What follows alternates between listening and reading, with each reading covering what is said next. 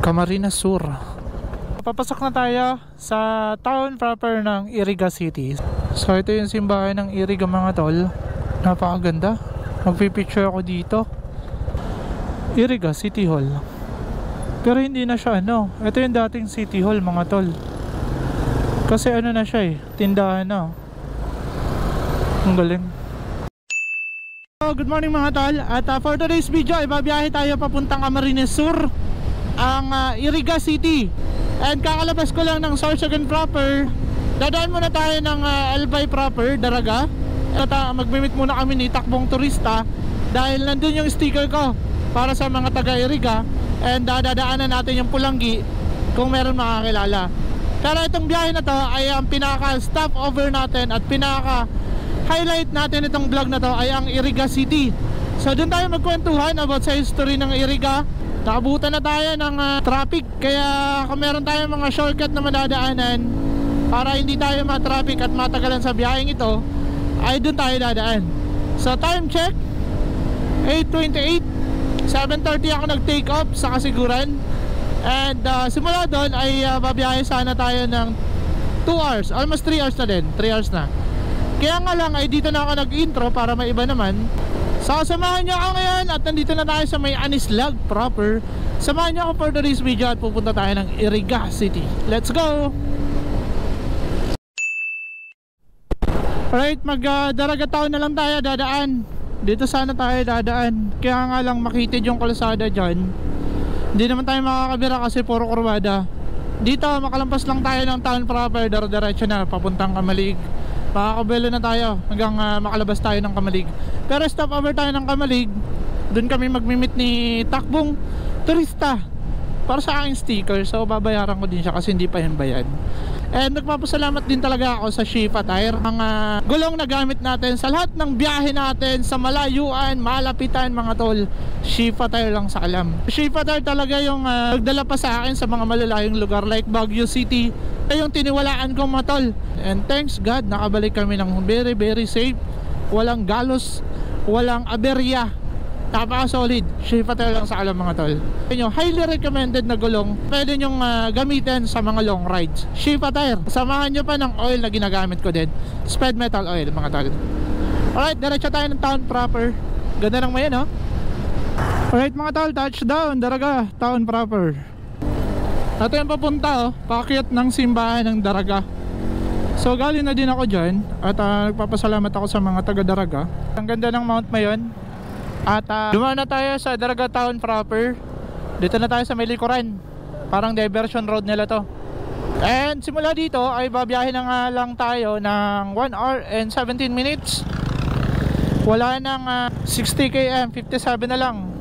So balikan to mga tol dahil hindi tayo mag-overnight dito. Ang target point namin na para mag-overnight kahit 3 days ay ang Cam Norte. So possible dyan kami. Kaya kung meron kayong mga accommodation na kilala sa Cam Norte na merong mga resort or malapit sa dagat, so comment nyo sa comment section below or message nyo ako. Open po ako for collaboration.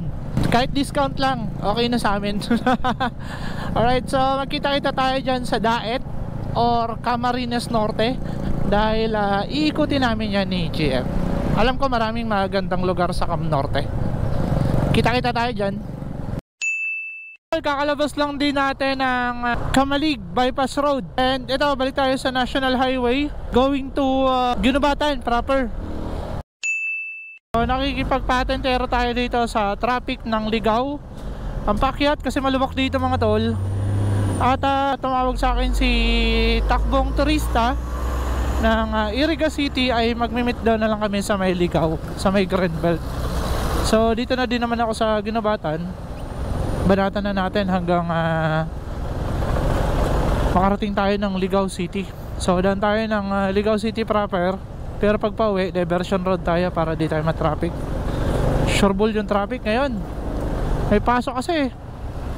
Di ko naman sure makapag-rides pa ako dito sa may portion ng Albay sa weekend. Dahil baka makatawid kami ng isla sa either Masbate or Tacloban. So tignan na lang natin kung saan tayo mapapadpad. Pero gusto ko kasi ikutin muna tong Camarines Sur bago tayo tumawid. And sama natin yung Cam Norte. So let's go muna to Ligao City proper. Alright mga tol, dito na tayo sa may Ligao City. And approaching tayo sa town proper ng Ligao, dahil papunta tayo ng Grand Belt. Doon kami na lang magmi-meet ni Takbong Turista. Gawa ng kaka-take off lang niya. At nasa Pulanggi na siya. Ako, nung nabasa kong kaka-take off pa lang niya, nandito na ako sa Ginubatan. Ayan yung diversion road or alternate road kapag ayaw nyo dumaan ng Ligao City town proper. So dito matraffic nga lang. Gawa ng ayan, meron mga under construction. Clearing lang pala. Sayang ng mangga. Kaya nga lang, kailangan talaga bawasan yan. Maaaring makasabit yung mga truck or yan sa mga wire. Kaya binabawasan nila. Napakainit pa rin ng panahon ngayon. Mayo na. Pero meron tayong paparating masamang panahon. Sana pag-alis natin ng Mayo 23 or 22, hindi tayo abutan ng masamang panahon sa mga going to Tanay Rizal. So babiyahe tayo ng nakamotor. At si Uno ang gamit natin. Iko-condition natin na maayos dahil mas mahababang biyahe yung pupuntahan natin. So meron na kaming team building doon ng Shifa Philippines. Ang lahat ng vlogger ng Shifa Tire. So masayang banding ang magkakaroon kami doon. Dito na tayo sa may Grand Belt. Dito kami magmi-meet ni Takbong Turista. So dito sa town proper ng Ligao mga tol ay hindi sila one way. Kaya ingat po kayo, baka akalain yung one way kung first time nyo pumasok dito, dahil yun yung typical na road sa mga town proper or city proper na nakikita natin. So dito na lang kami magkikita ni Takbong Turista. Dito siguro. Ay okay. Ayan, nakita ko na.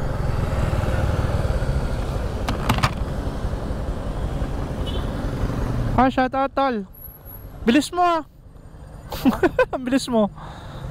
1,550. Ang gagawin mo sa Iriga? Wala. Magbablog lang. Ay shout out Takbong Turista from Iriga. Siya yung gumawa yung sticker natin. Ayan Ay solid tol. Saktong sakto nga. Alright, take off tayo dito sa town proper ng Ligao City. And diretso na ako ng Iriga. Di na tayo dadaan ng Pulanggi proper, Pulanggi town proper. Pero dadaanan natin yung proper nila. So which is diversion road lang, ang national road. Kasi yung Pulanggi ay papasukin din gaya ng Iriga. So kaya hindi nyo alam kung saan yung Iriga City, dahil hindi siya dadaanan kung papunta kayo ng Maynila. So kaya kahit ako first time ko din makarating sa Iriga City, at yung akala ko sa talambuhay ko dito sa Bicol ay ang Iriga ay sakop ng Albay. Hindi pala. Sakop siya mga tol ng Camarines Sur. Mamaya kwento ko kayo ng history pagpasok natin ng Iriga proper. So let's go, diretso na tayo dahil ang oras na nga lang ay 9:50. Target natin makarating ng 10:30 or before 11. Let's go. Alright, touchdown Pulanggi proper. Sa aking right side ay going to town proper. Ayan traffic. Kaya dito tayo Pulanggi. Ang bihira, napaka-traffic mga tol. So ito yung typical na dinadaanan ng mga bumabiyahe papuntang Maynila. Hindi nyo dadaanan yung mga syudad or town proper ng Pulanggi, lalo na yung Iriga, which is napupuntahan natin ngayon. So sadyain yung mga bayan na to at hindi nyo sila makikita sa tabi ng kalsada going to Maynila. Kaya hindi kayo familiar sa mga bayan na to, karamihan sa atin. Lalo na ako, nang akala ko ang Iriga ay sakop ng Albay, yun pala ay sakop siya ng Camarines Sur. So dalawang probinsya ang meron ng Camarines, ang Camsur and Camarines Norte. Nahati sila sa dalawa. So simula dito sa location kung asan tayo ngayon, ito kung nakikita nyo, ay meron na nga lang tayong 29 minutes and 23 kilometer na tatakbuhin papuntang Iriga City Town proper. So let's see kung gaano kaganda tong bayan na to. At since dito, asahan natin yung mga magandang establishment ang meron sila.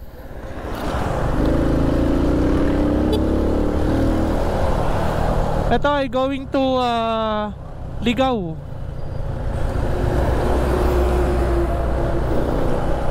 Dito meron nga lang silang weight bridge station, kaya yung ibang mga truck ay papunta sa aking right. Ayan, weight bridge ng DPWH. So sinusukat nila yung mga overloading dyan. Patay kayo, hindi kayo makakaalis dyan. So malapit na siguro tayo. Magpipicture tayo sa pinaka boundary nila, yung landmark. Napakaganda dito mga tol, ang daming punong kahoy going to Iriga.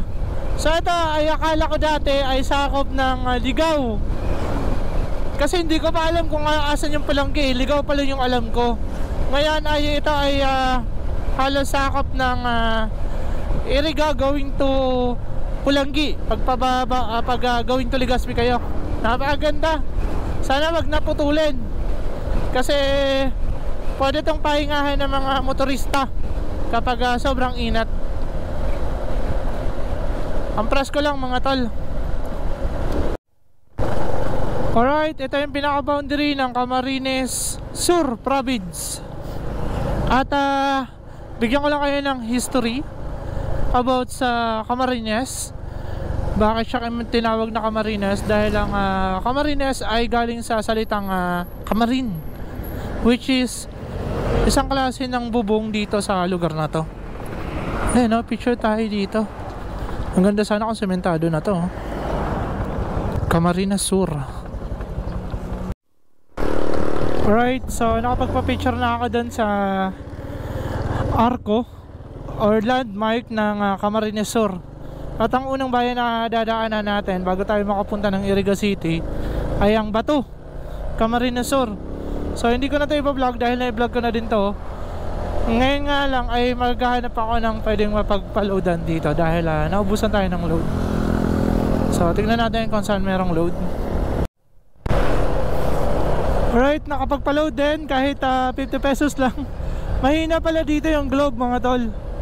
So nahirapan ako magpa-load dahil ang karamihan na papaloadan nyo dito Smart and Talk and Text. Tsaka dito, yun lang. Bihira yung globe. And magta-turn left na pala tayo. 450 meters na lang.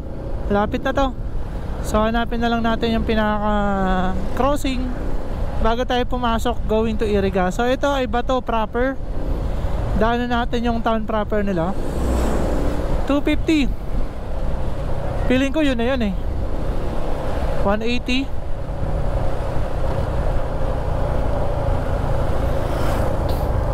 Feeling ko ito na yun. 60, 50. Ito na yan. Okay, tama. Late lang to kaya dapat dahan-dahan. Pag meters na lang yung bibilangin. So ito yung papasok going to Iriga at 1.7 km bago naman tayo mag turn left. So let's see. Nalis ko na yung gloves ko para makita ko na maayos yung mapa. Okay, dire-diretso na lang to. So first time ko sa rotang to. First time ko din makarating ng Iriga City. So excited na ba kayo? At puntahan na natin yung Iriga City mga tol. Bilis nito Let's go! Alright, so 8.4. Kanina nasa 9 point something kilometer simula dun sa pinasukan natin crossing papunta dito sa pinaka-location natin ng Iriga City. So alam nyo ba mga tol, ng Iriga City ay baryo nga lang ng Nabwa. So Bato and Nabwa magkalapit lang mga tol. Wait, di natin to dadaanan, mainit. So inaayos nila yung pedestrian lane. So papasok na tayo sa town proper ng Iriga City. So ito yan mga tol, yung pinaka-boundary nila. So ibig sabihin itong kinakatayuan natin hanggang palabas ay Bato proper pa. So yun nga sabi ko sa inyo mga tol, ang Iriga City ay dating baryo ng Nabwa, Camarines Sur mga tol. So sakop siya mga tol ng Camarines Sur. Ang Iriga City ay hindi siya sakop ng Albay. So pero Bicol region pa rin mga tol. And yung Irigang salita ay galing sa Iraga. So nung dating baryo pa siya ng Nabwa, Camarines Sur ay tinatawag siyang Iraga before siya naging Iriga City. So ang mga pioneer na barangay na meron dito ay ang San Isidro, San Nicolas, ano pa ba yun? San Roque, tama ba? So meron silang 36 barangay. City sila mga tol, pero napakaikli lang at napakakunti lang ng barangay nila. 36. Yun o, ganda ng tanawin nila dito mga tol. Sa pagpasok nyo ay hindi pa ganoon kaganda yung kalsada, hindi pa siya espalto, pero meron ng mga porsyon na espalto kagaya nito. So tignan natin yung pinaka city proper ng Iriga. Puntahan na natin yung pinaka town city proper ng Iriga. Unahin natin yung simbahan. Municipal Hall ay Capitol Hall and Municipal Hall ng Iriga. Let's go.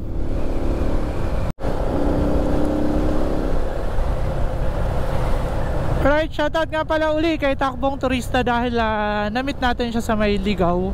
And nakuha na natin yung sticker na pinagawa din natin sa kanya. Dahil kasi siguro printing shop, medyo busy pa ngayon. Pero meron tayong pinapagawa din sa kanya. So sa mga taga-Iriga na gusto din magpagawa ng sticker, message nyo lang si Takbong Turista dito sa Iriga City. So sa mga malapit dyan na mga motovlogger din dito sa Camarines Sur, si Takbong Turista yung kilala kong gumagawa ng at nagpiprint ng sticker. Napaka-solid mga tol, ganda ng quality din. Alright, so tabi lang ako at di ako bumibira dahil hindi ko kabisado yung kalsada. First time ko makapasok at nararamdaman ko yung mga lubak. So let's see kung ganito ang kalsada hanggang town proper. Ito na, meron na mga establishment ako nakikita. So hindi naman siya City Hall. Isa nga lang siyang baka ito yung City Hall. Ano ba siya? Ayun no, Iriga City Hall. Picture tayo doon. Siguro pagpabalik na lang. Nadaanan na natin yung City Hall nila, Iriga City Hall. So town proper puntahan natin. Alright, nakapag-gloves na ako mga tol. At nagagandahan ako sa bundok na to. Parang ito yung nag-welcome sa'yo papasok ng Iriga. Ganda oh. So hindi ko alam yung mga sikat na tourist spot dito, pero merong mga nag-comment sa ating naunang post na merong mga highlands or magandang view na may kita kayo dito sa Iriga. Parang ito ata yung binabanggit niya, itong bundok na to. So hindi ko na nakita masyado yung comment dahil kanina ko lang umaga nakita yung mga comment. Alright, eto na, papasok na tayo. Siguro itong tulay na to ang magwe-welcome sa'yo. Napapasok ko na sa town proper ng Iriga. Riverside Store, big shoutout. Oh, na-shoutout ka pa tong store na to oh. Eto na. So sarap siguro dito magpa-umaga, overnight. Tapos nightlife ka kung merong nightlife yung Iriga. Sobrang lakas ng init dito mga tol. At di ko alam dito yung mga one-way portion, kung saan yung mga one-way portion. Ayan o, one-way o. Hindi kagaya ng Ligaw na walang one-way. Dara-diretso kayo. Salubong yung mga sasakyan. Pero hindi sila kaka-traffic gaano. Mura ng pakwan no? 30 per kilo.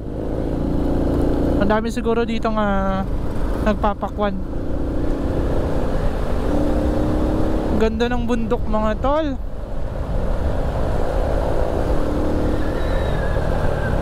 Marami dito mga old establishment na napapansin ko na.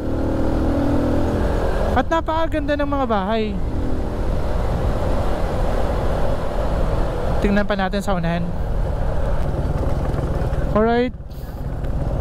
And sana ba? Parang lawak ng Iriga mga tol. Expected natin to dahil isa tong city. Arriba, Iriga. Yan yung signature ano bang tawag? Tamang term. Parang sinasabi lagi nila dito. Arriba, Iriga. Ayun yung park nila oh. Ay, ayun yung simbahan. City proper. So kailangan ko bumalik, turn left tayo. Kasi ito hindi na, nandun yung city proper nila. Okay, kailangan natin bumalik. Tsaka nakita ko na yung simbahan ng Iriga.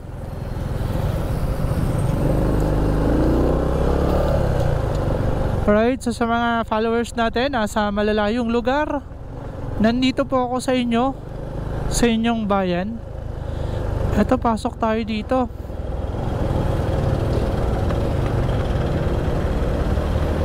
Ayun o, simbahan ng Iriga. Historical church to mga tol. Sir, pwede pumasok? Pwede pumasok? Okay po, thank you po. Ganda. So ito yung simbahan ng Iriga mga tol. Napakaganda. Magpipicture ako dito. Tsaka meron siyang katabing college. Napakaganda mga tol. Pipicture tayo. So napakaganda ng simbahan nila mga tol. At napakalinis. Tapos dito sa aking right side, ayun o,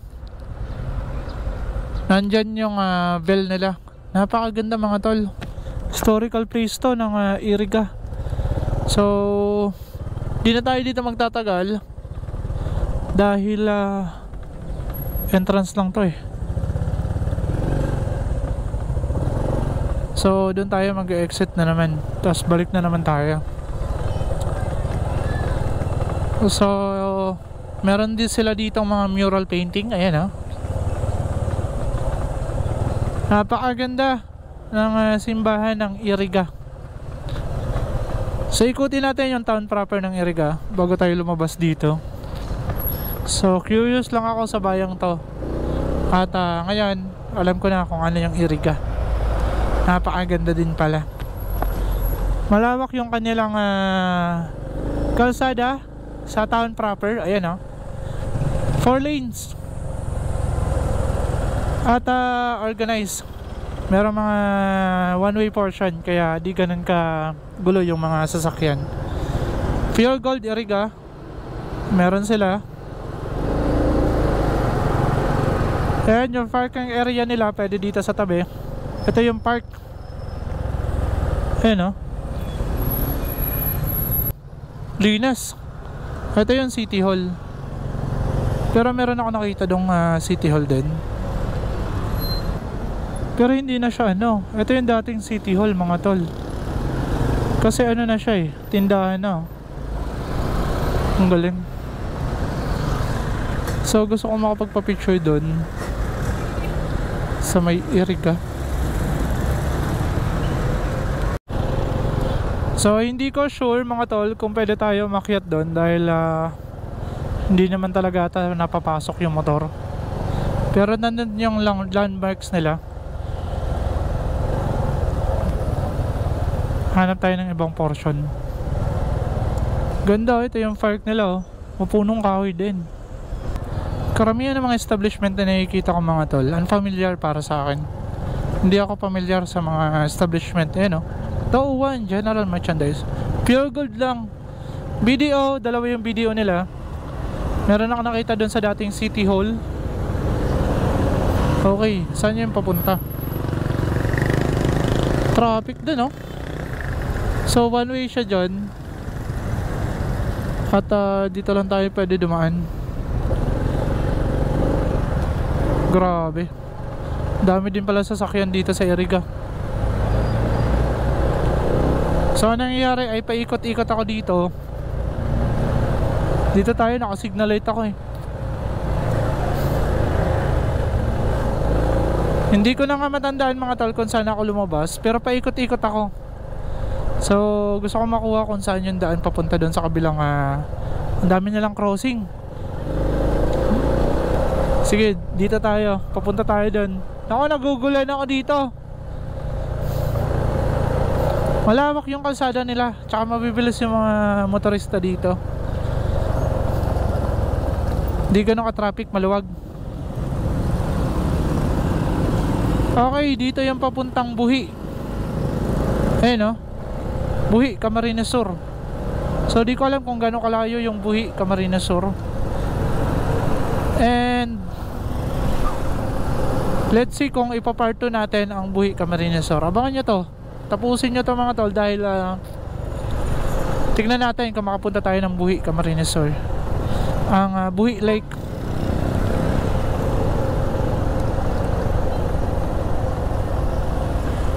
Ayun, no? Gaisano. Okay, meron pa sila ditong Gaisano. So yung bagong city hall nila malayo sa town proper. So may crossing doon, pasukin natin yan.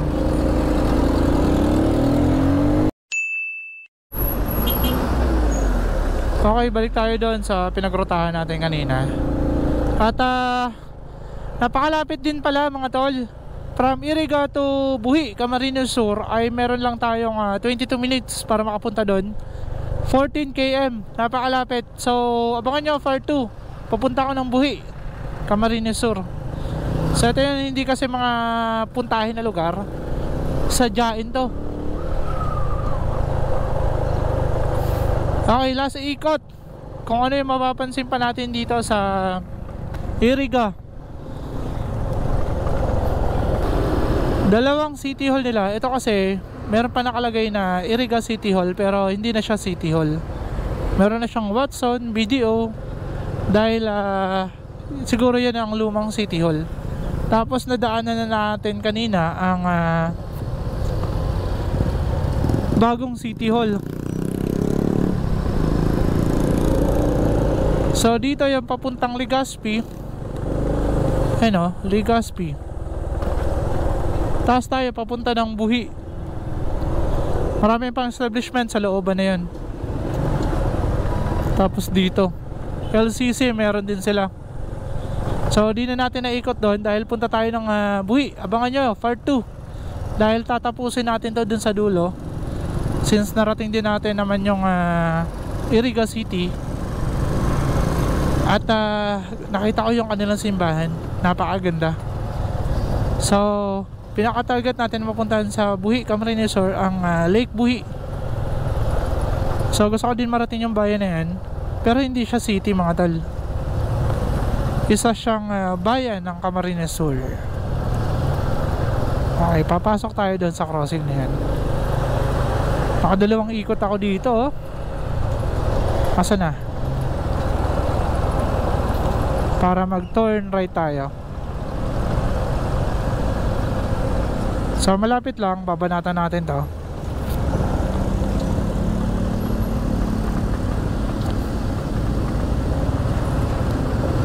Okay, dito na.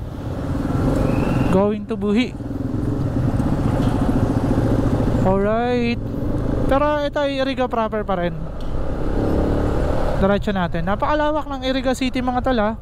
Hindi ko siya lubos na naikot dahil gusto ko lang puntahan yung Buhi, Camarines Sur. So narating ko lang yung town proper nila, yung simbahan. Nadaanan natin yung City Hall ng Iriga.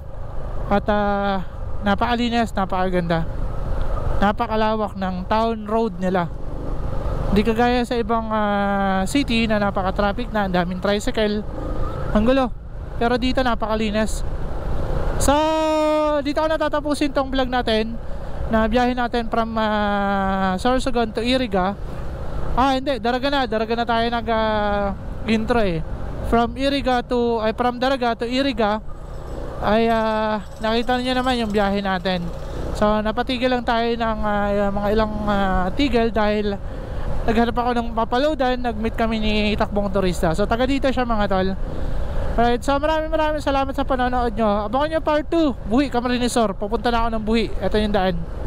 Let's go!